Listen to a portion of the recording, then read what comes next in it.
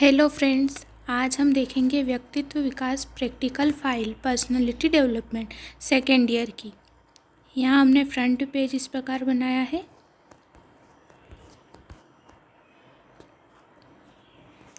ये हमने index fill किया है, जो 5 प्रयोग लिखे हैं। हमारा एक फर्स्ट है व्यक्तित्वगत अध्ययन, सेकंड है आक्रामकता प्रबंधन, थर्ड है किसी सफल व्यक्ति के साक्षात्कार पर प्रतिवेदन, फोर्थ है स्व आत्म कैरियर प्रत्यक्षीकरण, 5 है आध्यात्मिक बुद्धि एवं व्यक्तित्व विकास पर प्रतिवेदन लेखन। इसका आप स्क्रीनशॉट भी ले सकते हैं। फर्स्ट है हमारा प्रयोग क्रमांक 1 व्यक्तिव्रत अध्ययन। यहाँ हमने सर्वप्रथम ये लिखा है, व्यक्ति अध्ययन विधि लिखी है। इसके अंतर्गत पूरा इसका वर्णन किया है। इसका आप स्क्रीनशॉट ले सकते हैं। नेक्स्ट पेज हमारा आता है, ये टॉपिक से रिलेटेड हमने यहाँ पर की पॉइंट्स लिखे हैं, इस प्रकार बनाए हैं जिससे वो थोड़ा अट्रैक्टिव लगे। ये आप भी बना सकते हैं, आप इसका स्क्रीनशॉट ले सकते हैं। नेक्स्ट हमने इस प्रकार का चित्र बनाया है। पर्सनालिटी डेवलपमेंट का प्रैक्टिकल फाइल में आप लोग जानते ही हैं कि डायग्राम का बहुत महत्व है। पर आप जितने चित्र बनाएंगे उतने अच्छे मार्क्स आपको देखने को मिलेंगे। ये हमारा फोर्थ है व्यक्तिगत अध्ययन विधि की विशेषताएं। ये इसमें हमने पूरी विशेषताएं बताई है, इसका भी आप स्क्रीनशॉट ले सकते हैं। नेक्स्ट हमने फिर चित्र बनाया है, इस प्रकार आप बना सकते हैं।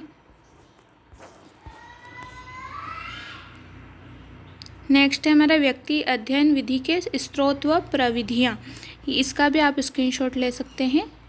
ये नेक्स्ट हमने फिर चित्र बनाया है। चित्र आप जितना हो सके उतना बनाएं। आप हर पेज पर भी चित्र बना सकते हैं जिससे वो थोड़ा अट्रैक्टिव लगे और आपको मार्क्स भी अच्छे मिले। नेक्स्ट हमारा व्यक्ति अध्ययन विधि के गुण, जो इस प्रकार है।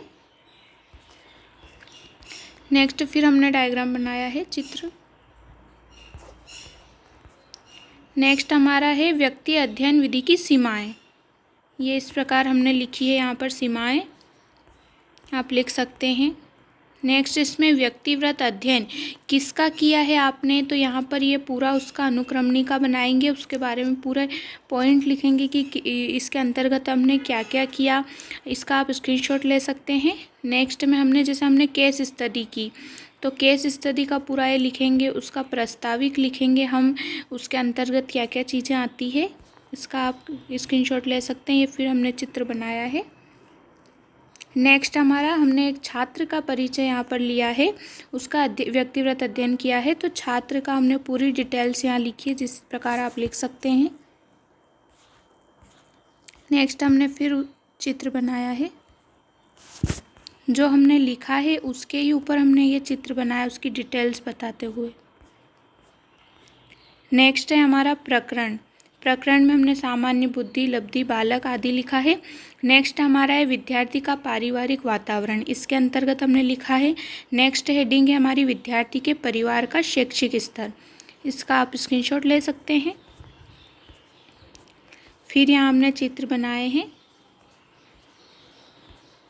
नेक्स्ट हमारा विद्यार्थी का परिवार के सदस्यों के साथ व्यवहार। इसके बाद नेक्स्ट हेडिंग है विद्यार्थी का पड़ोसियों के साथ व्यवहार, इसका भी आप स्क्रीनशॉट ले सकते हैं। नेक्स्ट हमने फिर चित्र बनाए हैं यहाँ पर, जो आप भी बना सकते हैं। नेक्स्ट हेडिंग है हमारी विद्यार्थी का कक्षा में सहपाठियों के साथ व्यवहार, विद्यार्थी का अध्यापकों के साथ व्यवहार, इसके अंतर्गत हमने पॉइंट्स लिखे हैं। नेक्स्ट फिर हमने चित्र बनाया है। नेक्स्ट हेडिंग है हमारी विद्यार्थी का बुद्धि स्तर और विद्यार्थी का लक्ष्य, इसके अंतर्गत हमने पॉइंट लिखे हैं, ये आप लिख सकते हैं। नेक्स्ट हमने ये चित्र बनाया है, यदि आप भी बनाएंगे तो बहुत अट्रैक्टिव लगेगा ये। नेक्स्ट है हमारी हेडिंग है विद्यार्थी का उद्देश्य, विद्यार्थी का क्या क्या उद्देश्य है, लक्ष्य है। उसके बाद नेक्स्ट अध्याय है विद्यार्थी की आदतें, इसके बारे में हमने लिखा है। आगे हमने फिर चित्र बनाया है। नेक्स्ट हेडिंग है हमारी विद्यार्थी की नकारात्मक आदत, इसके बारे में लिखा है। इसके पश्चात विद्यार्थी की पारिवारिक पृष्ठभूमि के बारे में पूरा वर्णन किया, ये भी आप लिख सकते हो, पॉइंट वाइज लिखा है। नेक्स्ट है ये चित्र बनाया है हमने। नेक्स्ट हमारी हेडिंग है वो है विद्यार्थी की समाज के प्रति क्या सोच है, उसके बारे में पॉइंट्स लिखे हैं। नेक्स्ट है बालक के व्यक्तिगत अध्ययन के उद्देश्य क्या है, क्या उद्देश्य लेकर बालक व्यक्तिगत अध्ययन कर रहा है, ये हमने फिर यहाँ चित्र बनाया है। नेक्स्ट है हमारा बालक के व्यवहार में वांछित परिवर्तन लाना, फिर बालक की रुचियों का विस्तार, बालक की संपूर्ण जानकारी एवं समाधान, बालक को उचित मार्गदर्शन देना, बालक को सामाजिक प्राणी बनाना। ये हमने सारे पॉइंट्स लिखे हैं यहाँ, इसका भी आप स्क्रीनशॉट ले सकते हैं। नेक्स्ट हमने फिर यहाँ पर चित्र बनाया है। इसके बाद फिर हमारा ये पॉइंट आता है बालक के व्यक्तित्व को प्रभावित करने वाले कारण व प्रभाव। ये हमने आज चित्र बनाया है। लास्ट है हमारा जो फर्स्ट टॉपिक है वो हमारा कंप्लीट हो गया है, यहाँ निष्कर्ष लिखा है। यह हमारा फर्स्ट टॉपिक कंप्लीट होता है। अब हमारा है सेकंड टॉपिक प्रयोग क्रमांक 2 आक्रामकता प्रबंधन स्ट्रेस मैनेजमेंट। इसका हमारी फर्स्ट हेडिंग है आक्रामकता प्रबंधन का अर्थ एवं परिभाषा। यह आप देख सकते हैं, यहाँ परिभाषा है किए जाने वाले आक्रामक व्यवहार से बचने के लिए अपनाए जाने वाले उपाय को ही हम आक्रामकता प्रबंधन कहते हैं। इसका भी आप स्क्रीनशॉट ले सकते हैं। नेक्स्ट हमने यहाँ पर भी टॉपिक से रिलेटेड की पॉइंट्स कुछ इस प्रकार लिखे हैं, आप भी लिख सकते हैं। नेक्स्ट यहाँ हमने आक्रामक व्यक्ति का चित्र बनाया है। नेक्स्ट है हमारा ये किस किस व्यक्तियों ने के द्वारा आक्रामकता के ऊपर परिभाषाएं दी गई है, उनका यहाँ पर हमने उनकी परिभाषाएं व्यक्त की है। ये भी आप देख सकते हैं, स्क्रीनशॉट ले सकते हैं। नेक्स्ट है हमारा आक्रामकता के लक्षण, इसको हमने इस प्रकार लिखा है, ये भी आप लिख सकते हैं कि आक्रामकता के क्या क्या लक्षण हो सकते हैं। नेक्स्ट है हमारा आक्रामकता के कारण, किन किन कारणों से व्यक्ति आक्रामक होता है, ये लिखा है, या इसका स्क्रीनशॉट ले सकते हैं आप। नेक्स्ट हमने ये चित्र बनाया है, आप बना सकते हैं यदि चाहें तो। नेक्स्ट हमारी हेडिंग है आक्रामकता के प्रभाव, आक्रामकता के क्या क्या प्रभाव हो सकते हैं। नेक्स्ट हमारा आक्रामकता प्रबंधन के उपाय, क्या क्या उपाय करके हम आक्रामकता को रोक सकते हैं, नियंत्रित कर सकते हैं, ये दिया है। नेक्स्ट हमारा फिर चित्र आता है। नेक्स्ट हमने लिखा है आक्रामकता प्रबंधन के लाभ, पॉजिटिविटी क्या क्या है आक्रामकता से, ये भी हमने यहाँ पर कुछ पॉइंट्स लिखे हैं, ये आप लिख सकते हैं। नेक्स्ट है हमारा चित्र है, फिर ये आप बना सकते हैं। नेक्स्ट हेडिंग आती है हमारी स्वमूल्यांकन, क्या आप भी आक्रामक है, इस प्रकार ये आप स्वयं से भी लिख सकते हैं। और इसका हमारा लास्ट है निष्कर्ष। यहाँ पर हमारा ये आक्रामकता प्रबंधन वाला टॉपिक पूरा हो चुका है, इसका आप स्क्रीनशॉट ले सकते हैं। ये फिर चित्र बनाया है हमने।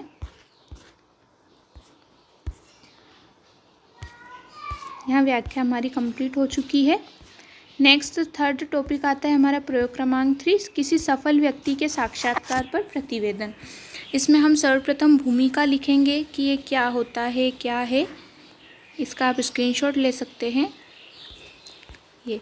फिर नेक्स्ट हेडिंग आएगी हमारी सफल व्यक्तित्व का अर्थ एवं उदाहरण, क्या होता है सफल व्यक्तित्व, उसके बारे में लिखेंगे। यहाँ भी हमने टॉपिक से रिलेटेड कुछ की पॉइंट्स लिखे हैं, या आप भी लिख सकते हैं, जैसे भूमिका, सफल व्यक्तित्व का अर्थ एवं उदाहरण, साक्षात्कार का अर्थ, साक्षात्कार की प्रक्रिया, प्रतिवेदन का अर्थ, प्रतिवेदन लेखन की विधि, साक्षात्कार के लिए सफल व्यक्तित्व का चयन, इस प्रकार जितने भी पॉइंट्स दिए गए आप लिख सकते हैं। यहाँ पर साक्षात्कार लेते हुए व्यक्तियों का चित्र है, ये भी आप बनाएंगे तो बहुत ही एट्रैक्टिव लगेगा। नेक्स्ट है हमारा साक्षात्कार का अर्थ, साक्षात्कार का क्या अर्थ होता है, ये पूरा हमने वर्णन किया है, इसका स्क्रीनशॉट ले सकते हैं आप। नेक्स्ट है इंटरव्यू लेते हुए 2 व्यक्तियों की फ़ोटो है, ये भी आप बना सकते हैं। नेक्स्ट हेडिंग आती है हमारी साक्षात्कार की प्रक्रिया, साक्षात्कार की प्रक्रिया किस प्रकार है, फिर नेक्स्ट है प्रतिवेदन का अर्थ क्या होता है। नेक्स्ट है प्रतिवेदन लेखन की विधि क्या होती है। इसका भी आप स्क्रीनशॉट ले सकते हैं या फिर हमने चित्र बनाया है। नेक्स्ट है हमारा सफल व्यक्ति का साक्षात्कार के लिए चयन। यहाँ पर हमने श्री षष्ठी जैन देशमुख जी का साक्षात्कार किया था। आप भी कर सकते हैं इस प्रकार, जो भी आपको सफल व्यक्ति मिले। यहाँ हमें श्रीमती षष्ठी जैन देशमुख जी लगी तो हमने उन पर लिखा है। आप नेक्स्ट है हमारी हेडिंग साक्षात्कार के प्रश्नों की सूची। साक्षात्कार लें तो वो पहले ही प्रश्न आप बनाएं कि किस प्रकार के प्रश्न पूछने हैं, उन पर हम उनसे विस्तार से पूछें। ये है नेक्स्ट हमारा चित्र। इसका भी आप स्क्रीनशॉट ले सकते हैं। नेक्स्ट हेडिंग है हमारी दिए हुए सटीक उत्तर, उनके द्वारा क्या उत्तर दिए गए उनके बारे में है। या फिर हमारा चित्र है। नेक्स्ट है हमारे पॉइंट्स है पूरे, इसका भी आप स्क्रीनशॉट ले सकते हैं। इस साक्षात्कार एवं प्रतिवेदन लेखन से आपने क्या सीखा, हमने क्या सीखा है इससे, उसके बारे में है यहाँ पर। यहाँ फिर हमने चित्र बनाया है। नेक्स्ट है हमारा निष्कर्ष आ जाता है। निष्कर्ष के अंतर्गत हमने लिखा है, हमने संपूर्ण अध्ययन में देखा कि सफल व्यक्ति का व्यक्तित्व कैसा होता है एवं उसकी संपूर्ण जानकारी समायोजित की। फिर हमने जाना साक्षात्कार क्या है एवं साक्षात्कार की प्रक्रिया। तत्पश्चात हमने देखा प्रतिवेदन का अर्थ एवं विधि। फिर सफल व्यक्ति का चयन करें, साक्षात्कार के प्रश्न पूछें एवं उन प्रश्नों के दिए गए उत्तर लिखें। कुछ बातें हैं साक्षात्कार में महत्वपूर्ण हैं, ये भी आप देख लीजिए। सफल व्यक्ति के पास हमेशा कार्य करने का प्लान होता है, वो प्लान बनाकर ही कार्य को शुरू करता है। नेक्स्ट है सफल व्यक्ति को हमेशा कुछ ना कुछ लिखने एवं सीखने की आदत होती है, जिज्ञासा होती है। सफल व्यक्ति हमेशा एक दूसरे की सहायता करते हैं, असफलताओं से कुछ ना कुछ सीखते हैं वे। सफल व्यक्ति को हमेशा दूर तक सोचने की आदत होती है। यहाँ फिर हमने चित्र बनाया है। ये हमेशा प्रेरणात्मक लोगों की संगत में रहते हैं। बुरी आदतें सुधारें, आदतों से आपके जीवन में बहुत फ़र्क पड़ता है, उसी के आधार पर आपका भविष्य का फैसला हो सकता है। यहाँ हमारा टॉपिक कंप्लीट हो गया है। अब हमारा अगला नेक्स्ट टॉपिक आता है प्रयोग क्रमांक 4, स्व आत्म कैरियर प्रत्यक्षीकरण। यहाँ सर्वप्रथम है हमारा भूमिका लिखी है हमने। भूमिका के अंतर्गत हमने लिखा है, हम देखेंगे जब हम दूसरों का प्रत्यक्षीकरण करते हैं या उनके प्रति कोई विचार बनाते हैं या कोई निर्णय करते हैं तो वह अन्य प्रत्यक्षीकरण कहलाता है। परंतु इसके विपरीत जब हम स्वयं का प्रत्यक्षीकरण अथवा किसी निर्णय तक पहुंचते हैं उसे स्वयं प्रत्यक्षीकरण या आत्म प्रत्यक्षीकरण कहते हैं।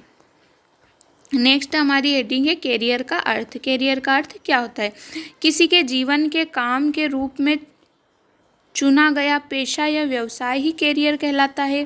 कैरियर सीखने, काम और जीवन के अन्य पहलुओं के माध्यम से एक व्यक्ति की रूप की यात्रा है। जब भी कोई व्यक्ति किसी व्यक्ति के जीवन के विभिन्न कालावधि में जिस क्षेत्र में काम करता है उसी को उसका कैरियर कहते हैं। इसका आप स्क्रीनशॉट ले सकते हैं। यहाँ भी हमने कुछ टॉपिक से रिलेटेड की पॉइंट्स लिखे हैं, जैसे भूमिका, कैरियर का अर्थ, कैरियर को चुनते समय रखें इन बातों का ध्यान, कैरियर के क्षेत्र, स्वयं का करियर संबंधी लक्ष्य, स्वयं के करियर चयन के कारण, कैरियर के लिए चुने गए लक्ष्य की प्राप्ति की प्रक्रिया क्या होती है, कैरियर के लक्ष्य की प्राप्ति के लिए कार्य नीति क्या बनाते हैं, निष्कर्ष है लास्ट में। नेक्स्ट पॉइंट हमारा आता है कैरियर को चुनते समय रखें इन बातों का ध्यान। किन बातों का हमें ध्यान रखना चाहिए हमारा करियर चुनते समय कि हमें इस करियर में जाना है, ये विभिन्न है। ये पता करें कि आप किस चीज़ में अच्छे हैं और स्वाभाविक रूप से क्या करना पसंद करते हैं। अपनी आकांक्षाओं को जानने का प्रयास करें, उन करियर का पता लगाएं जिनकी मांग हो। इंटरनेट पर करियर के नए नए विकल्प जानने का प्रयास करें। कैरियर गाइडेंस की किताब पढ़ें, अपने शिक्षकों से सलाह लें। कैरियर असाइनमेंट टेस्ट दें, असेसमेंट टेस्ट दें, जिससे भी आपको जागरूकता मिलेगी। कैरियर के क्षेत्र, आप निम्न कैरियर के क्षेत्र से चुनाव कर सकते हैं, जैसे रेलवे लोको पायलट हो गया, यूपीएससी में जाना हो गया, बैंकिंग एग्ज़ाम्स में जाना हो गया, उसके बाद LIC officer, pilot, SI, UPSC, संघ लोक सेवा आयोग, इन डिपार्टमेंट में आप जा सकते हैं। स्टेट एग्ज़ाम्स हो गया। यदि आप चाहें तो बीए के बाद एमए या बीएड या एलएलबी में डिप्लोमा ले सकते हैं। तत्पश्चात अपनी सामर्थ्यता अनुसार आप अपने पसंदीदा क्षेत्र में कैरियर बना सकते हैं। इसका आप स्क्रीनशॉट ले सकते हैं। अब नेक्स्ट हमारा पॉइंट है स्वयं का कैरियर संबंधी लक्ष्य।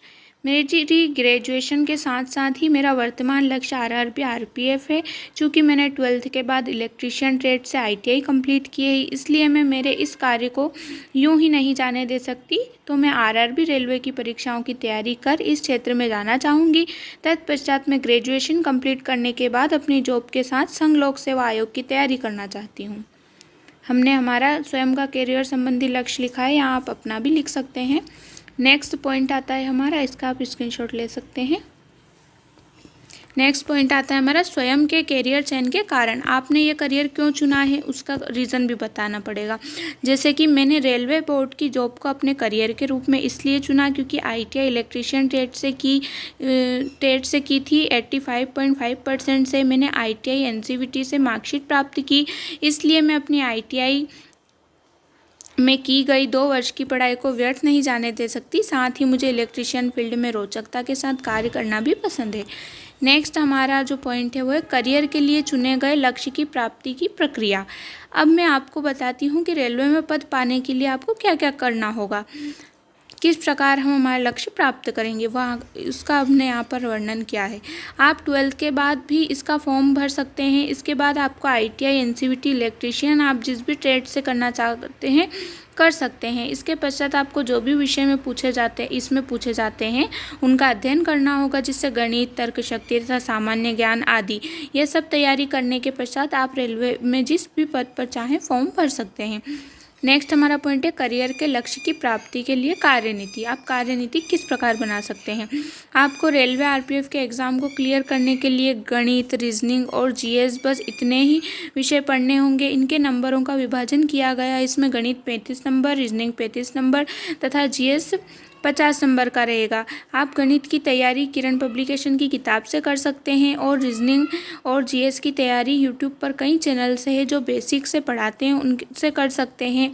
जीएस के लिए आप लुसेंट जीके की बुक अच्छे से रिवाइज कर लें, इतना बेसिक से पढ़ना सफिशेंट होगा। ये एग्ज़ाम क्वालिफाई करने के लिए साथ ही मॉक टेस्ट लगाएं, इससे आप एग्ज़ाम हॉल में टाइम मैनेजमेंट कर पाएंगे और मॉक बहुत ही ज़रूरी होता है। यह आपके सिलेक्शन में अहम भूमिका निभाता है। इसका आप स्क्रीनशॉट ले सकते हैं।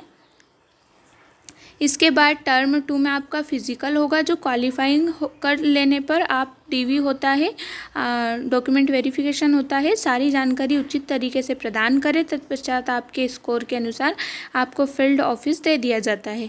लास्ट हमारा आता है यहाँ निष्कर्ष।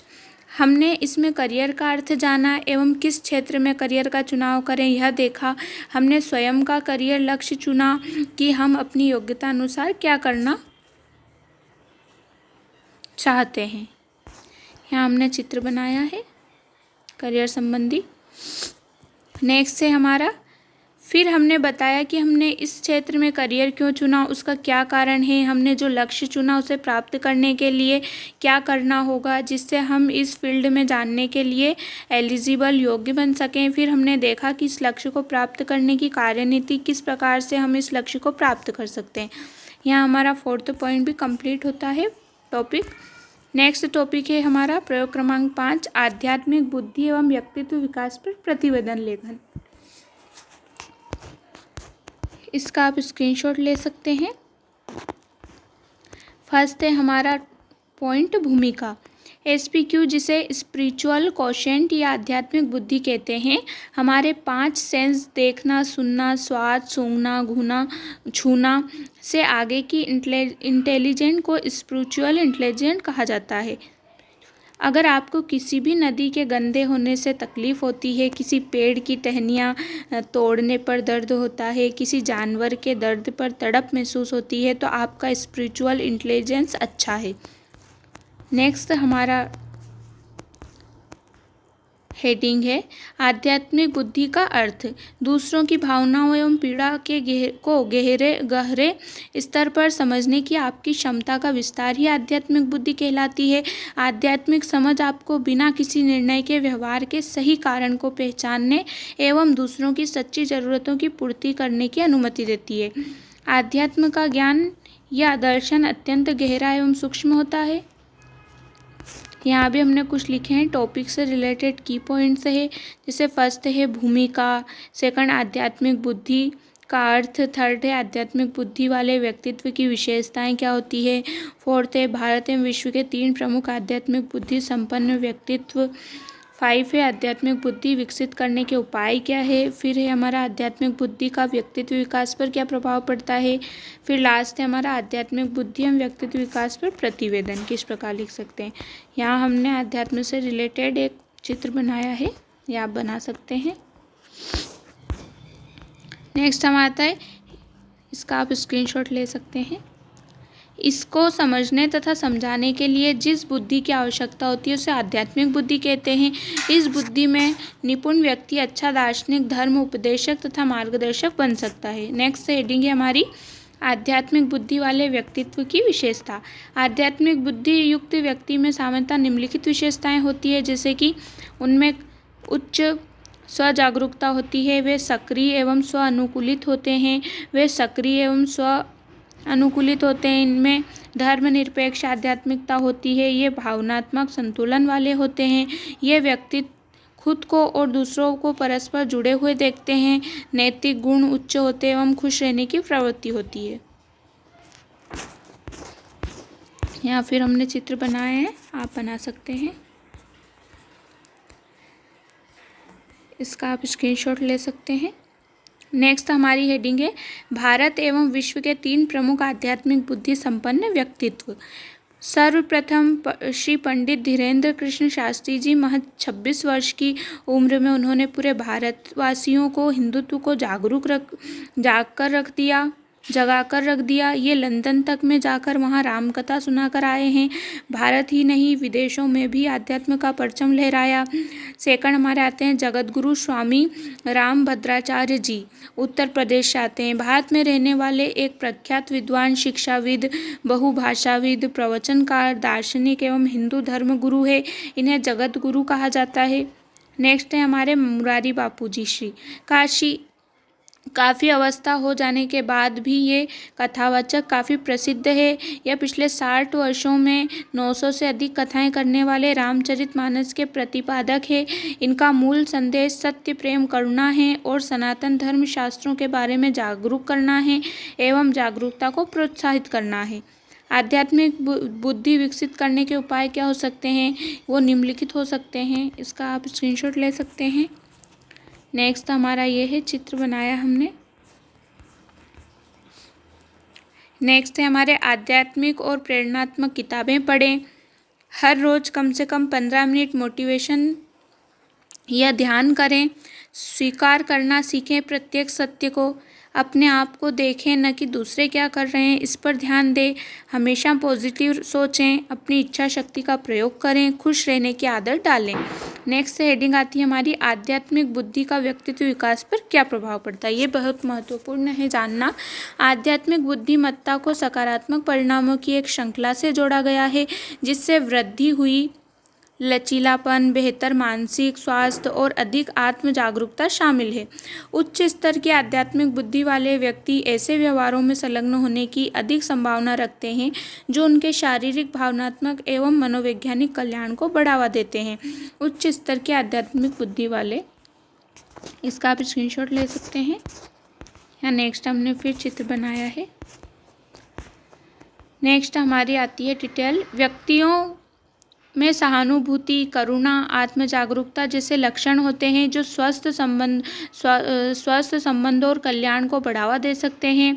व्यक्तित्व विकास में आध्यात्मिक बुद्धि की भूमिका बढ़ती रुचि और महत्व का क्षेत्र है। अपनी आध्यात्मिक बुद्धि को विकसित करके हम बेहतर ढंग से समझने और अपने भीतर के साथ जुड़ने में सक्षम हो सकते हैं। सकारात्मक गुणों और विशेषताओं को विकसित किया जा सकता है।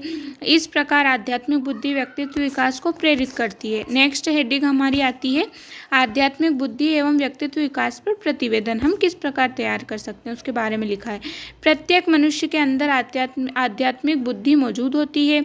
कोई भी व्यक्ति अपने अंदर इस अद्भुत क्षमता को विकसित कर जीवन को और अधिक मूल्यवान व ऊर्जावान बना सकता है। यह आलेख प्रतिवेदन मनुष्य के अंदर छिपी खूबसूरत और रचनात्मक असाधारण क्षमता पर रोशनी डाल रहा है। यह प्रक्रिया हमारे विश्वासों और विचारों को जागरूक करती है, खुद से जोड़ती है। यहाँ आप इसका स्क्रीनशॉट ले सकते हैं। नेक्स्ट हमने फिर यहाँ पर बनाया है चित्र अहंकारी व्यक्ति का। जोड़ती है जो पहले से ही हमारे अंदर मौजूद है, लेकिन अहंकार और नेगेटिव विचारों के कारण हम अपने व्यक्तित्व को पहचान नहीं पाते। यहाँ हमारे सारे टॉपिक लगभग कंप्लीट हो गए हैं, संपूर्ण रूप से कंप्लीट हो गए हैं। यहाँ आप देख सकते हैं।